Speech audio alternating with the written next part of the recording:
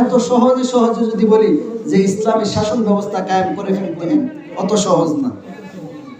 আজকে ইসলামের শাসন ব্যবস্থার দাওয়াত দেন, মুসলমানের অভাব নাই, ঘরে ঘরে মুসলমান, ভাই ভাই মুসলমান, কিন্তু ইসলামের কথা, শাসন ব্যবস্থার কথা বলবেন 9 জন 10 জনের ভিতরে মনে করবেন 5 জন 4 জন আপনার বিরুদ্ধে দাঁড়িয়ে গেছে।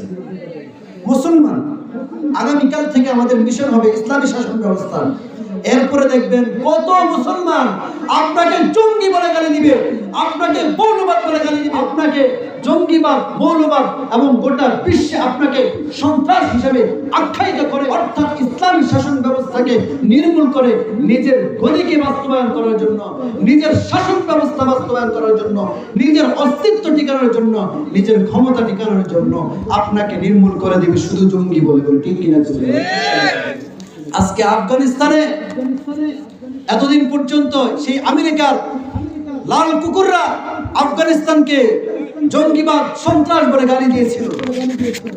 তাদের সুরে সুরে আমরা মুসলমানরাও আফগানিস্তানকে সন্ত্রাস, জঙ্গিবাদ বলে গালি দিয়েছি। এখন আমেরিকার লাল কুকুর, ওই জানোয়াররা, হায়াওয়ানরা যারা মানুষের উপরে জুলুম নির্যাতন করে, তারাও বলে না, আমরাও বলি না।